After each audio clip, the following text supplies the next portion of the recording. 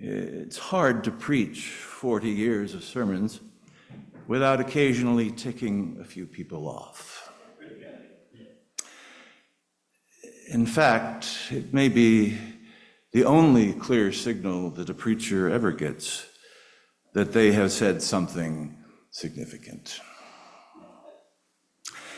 As I look back, perhaps the most vehement reaction that comes to mind was in response to something I thought was actually quite innocuous. It wasn't even something I wrote. It was a reflection by a minister by the name of Gordon Atkinson, and it deeply resonated with me, and I chose to include it as part of a sermon I was giving to address some challenges in my ministry in that congregation. They were challenges, difficulties centered around the perception of some that I was not as engaged personally as they wished me to be. Some found me detached, remote, introspective. My first response was, "Have you never met an introvert?" And of course, most of the feedback came from rather hardcore extroverts. It didn't help me that my predecessor in that ministry was perhaps the most exhaustingly extroverted person that I have ever known. But of course, I'm biased. Anyhow, this reflection by Gordon Atkinson is what lit the fuse for a few people.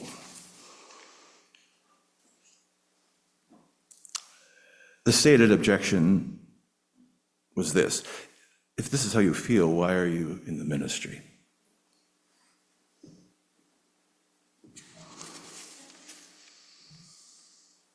I was stunned, speechless as any true introvert would be under the circumstances. As I interpreted the reading, the fellow loved ministry, his congregation, his vocation. And he, though, struggled with aspects of his calling and in his own way found a way to manage them.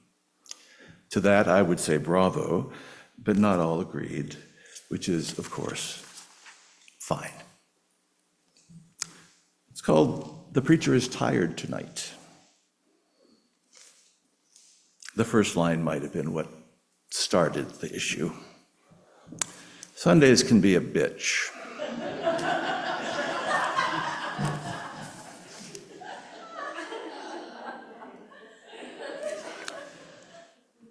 I can see how that might have affected some people. I get up way before daylight and I head to church and I open up the joint. I putter around and straighten the hymnals and I make ready. I preach the sermon 3 or 4 times. I talk to myself. I talk to God out loud.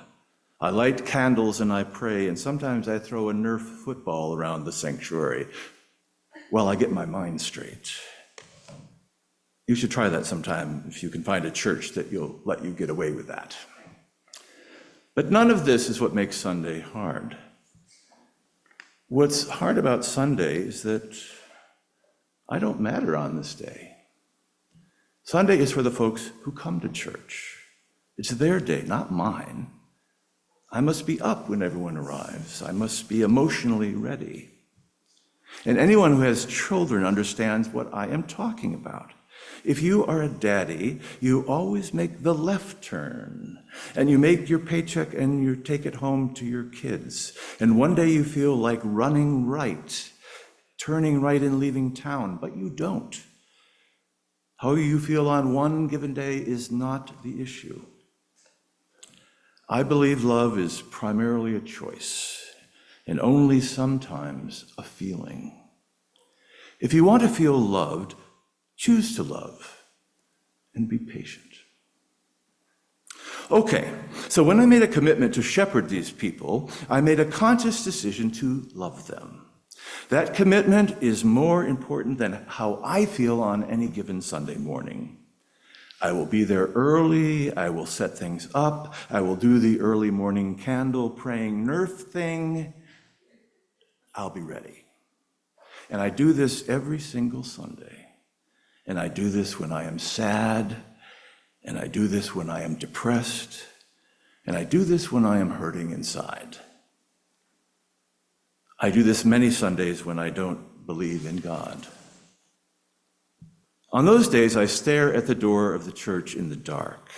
The silence of the building is reminiscent of the silence of God, and I say, screw it.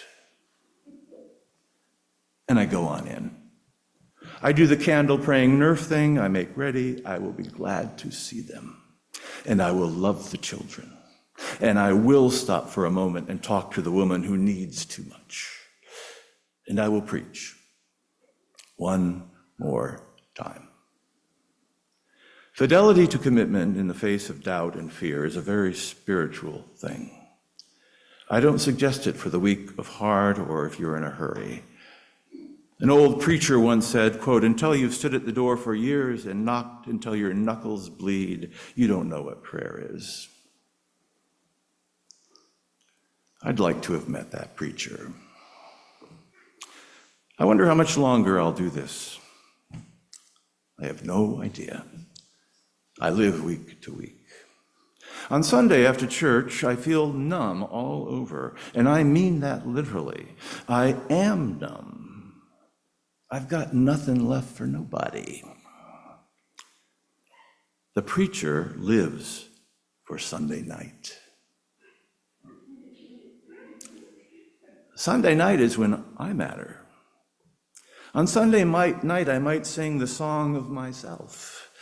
I pop in the latest thing from Netflix, and I drink too much Diet Coke, and I eat more than I should. I settle on the couch and take care of myself. I do this every Sunday night, except I didn't tonight. Tonight I wrote this, and the preacher feels better, and the preacher is going to bed.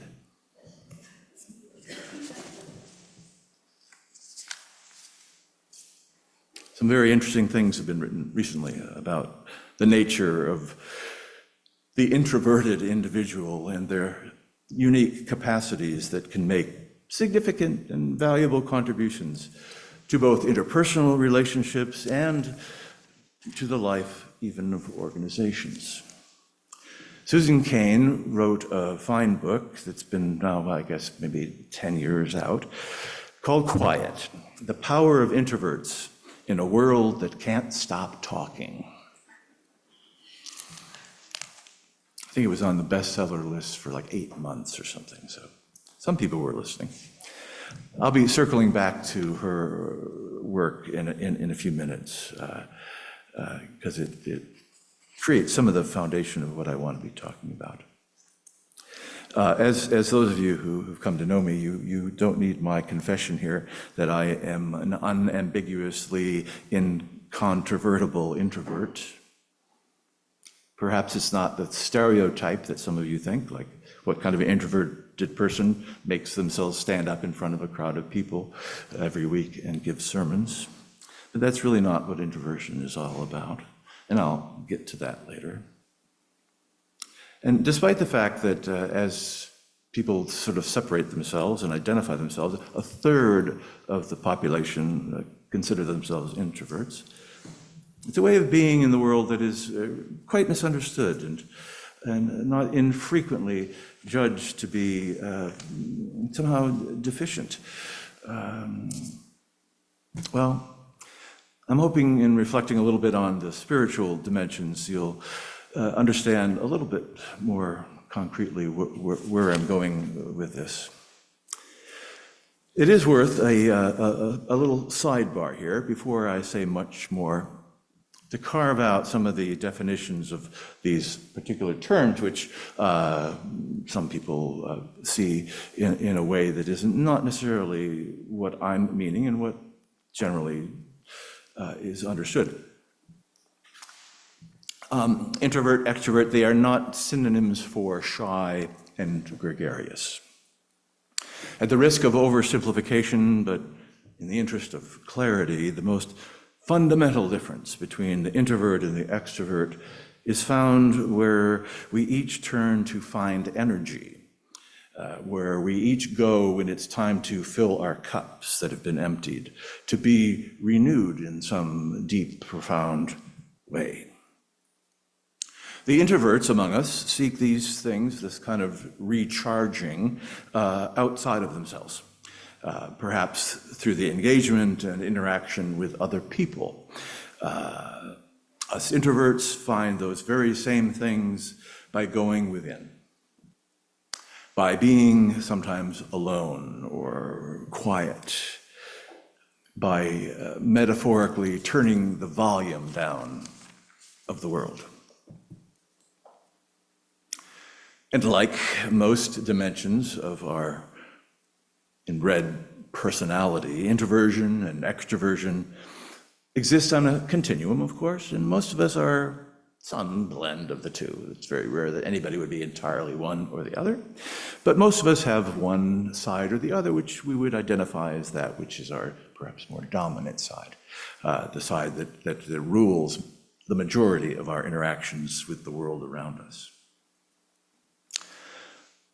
Just out of quick little curiosity here, based on what I've said here and the understanding that extroverts seek their energy outside themselves and in others, and introverts go into their inner sense and depth in order to sort of find their life force and to be renewed in it, to re-enter the world around them.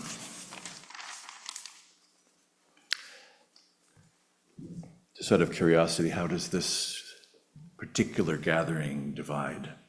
Who here would identify themselves perhaps as more introverted? Great, all right, well, I guess it's more than the 1/3 percentage, and significantly more than that congregation I found didn't understand me at all. It's kind of interesting to see how this all kind of plays itself out. In the book Quiet, which I mentioned earlier, Susan Cain offers a constellation of attributes which tend to be shared. For introverts, those attributes, as it were, would tend to be things like being reflective, thoughtful, cerebral, deliberative, introspective, contemplative. Extroverts, shared traits would include things like being expansive and sociable, gregarious, assertive, bold, and thick-skinned. So when you consider the mix and makeup of just about any group of people, whether it be a congregation or a staff at somewhere we work or a community group that we're a part of, there's going to be this difference. These differences are going to find themselves present within a conglomeration of people, and it's going to affect how they get along, how they make decisions, how they listen, how they get to the depth of the issues that concern them as a group. And this is no different in a religious community than any other.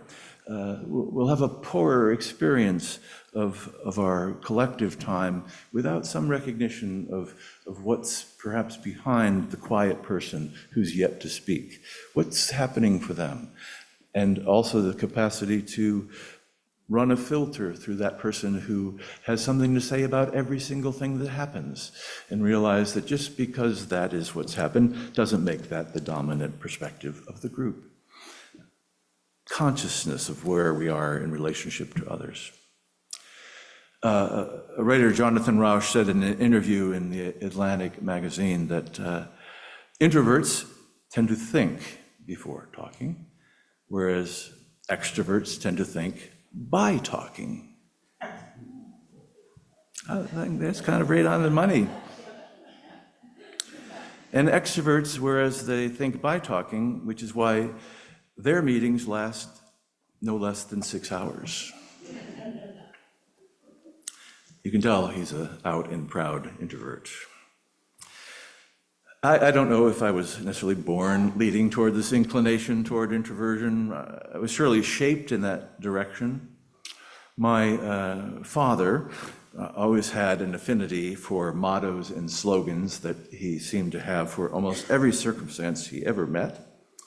And one of his favorites, repeated regularly for our benefit as a family, perhaps mostly for us as children, and it's one of those things, I can hear his voice across the years. He would say, "Engage your mind before you open your mouth." I think that hung in a barber shop he frequented. Engage your mind before you open your mouth. Usually this was said after we said some childish thing, being children. And so by parental proclamation or some deeper genetic imprint, my resulting impulse is to quietly work through the question at hand, to take time to weigh what the options and alternatives might be, and to hesitate in sharing any idea that somehow or other strikes me as still half-baked.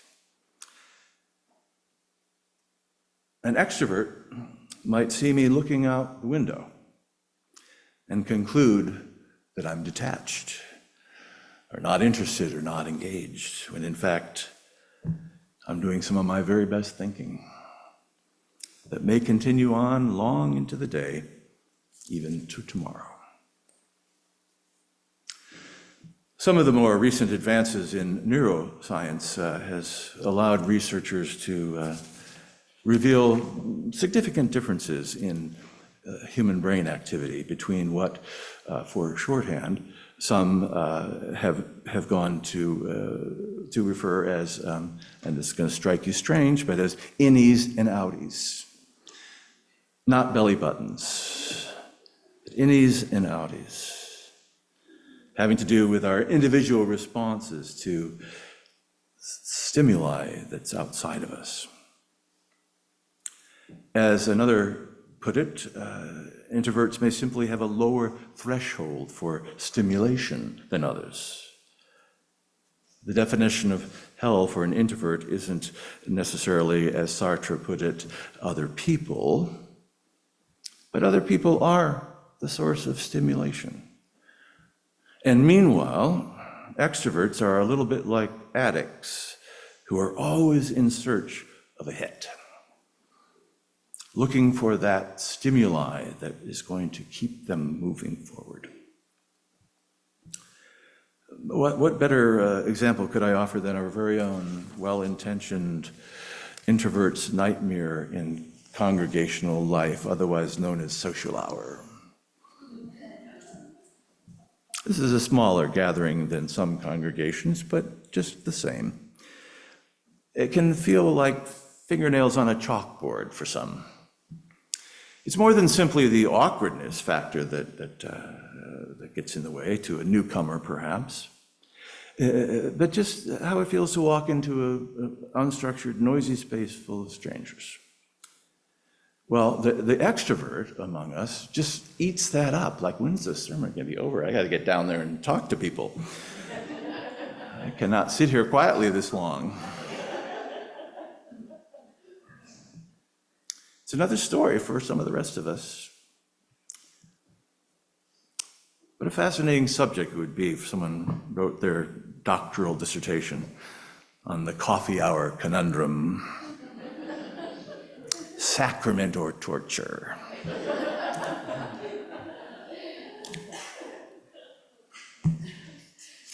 And here it's worth noting that most people who measure as introverts are perfectly capable of managing any range of social interactions.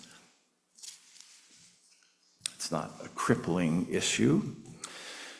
It's not a matter of a social anxiety or a deep-seated phobia. It's just a matter of managing one's inner resources, be they physical or emotional or spiritual. The reading by Gordon Atkinson that I shared earlier resonated most deeply for me in his description of what he needed to do when the duties of Sunday were over.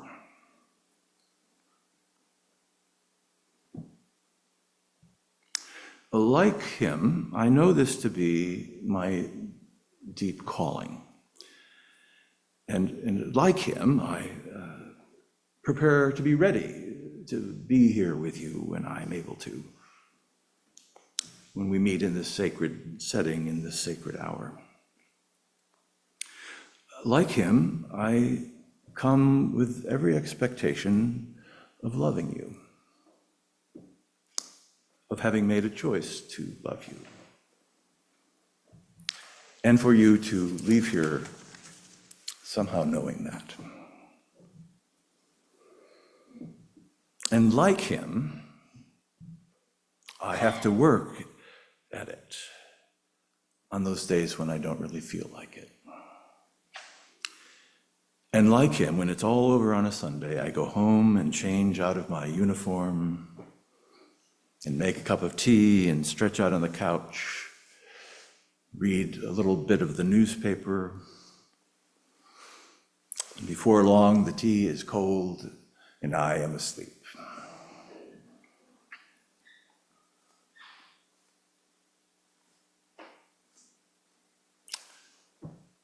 The older I get, the longer the naps seem to get. As I've been reading on the topic and talking some with some of my colleagues, and of course, engaging my brain before opening my mouth, I've continually returned to the challenges and opportunities to bring some of this awareness into our life together as a community, whether it's this community or another one you're a part of. No doubt a metric could be devised to measure where each of us stood on this extroverted-introverted continuum. We could line up somehow, if there was a way to measure this, in order with the most robust extrovert at one end and the most confirmed introvert at the end. But those are labels that I'm actually not too concerned about, and wish to be somewhat more attentive to the ways that we do engage with each other, or on the flip side of the ways we engage with each other, the ways that we ignore each other's gifts and wisdom and particularities in being together. For starters, simply acknowledging the basic reality that these differences exist gets us pointed at least in the right direction. Imagine starting a meeting that you're participating in with a brief check-in, so to speak, that lets people identify as a innie or an outie as you start out, sort of an icebreaker of sorts, setting a context for the conversation that might follow. We might even decide to do that during the discussion we have after the sermon is over, if people are willing to do that, setting the context for where our remarks perhaps are coming from. And this can affect really the tenor of the exchange. Just think about it. If you're in a place set yourself in a meeting wherever you'd like to be or think about being, and imagine if as the time goes on, and certain people are obviously participating regularly and others are sort of quietly listening, if somehow or other this pattern was disrupted somehow or other, and someone who's a clear extrovert turns to an introvert and says, "What are your thoughts, John?" How does that strike you, Sally? You've been listening, EJ. What do you think? Heck, even an introvert could ask those questions. I've made some copies of Susan Cain's Manifesto for Introverts. Sorry, you extroverts, you are not going to be given equal time. You have taken enough already.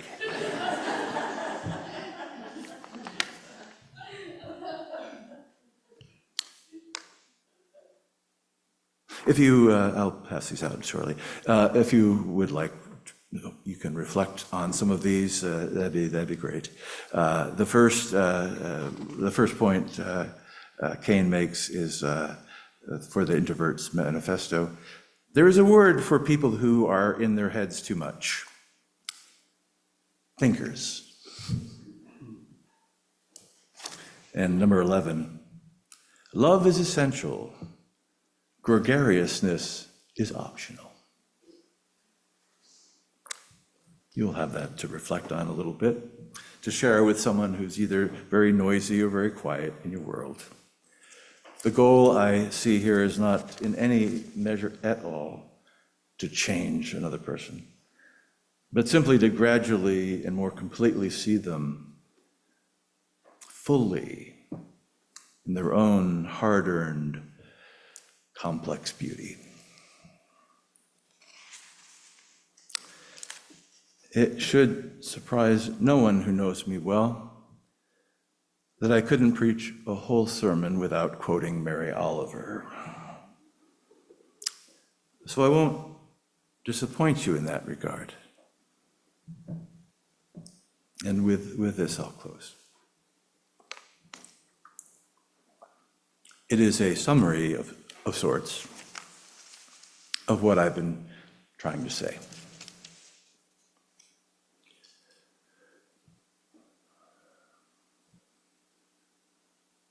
Ordinarily, I go to the woods alone, with not a single friend, for they are all smilers and talkers, and therefore unsuitable. I don't really want to be witness talking to the catbird or hugging the old black oak tree. I have my ways of praying. You no doubt have yours. Besides, when I am alone, I can become invisible. I can sit on top of a dune as motionless as the uprise of weeds until the foxes run by unconcerned. I can hear the almost unhearable sound of the roses singing. If you have ever gone to the woods with me,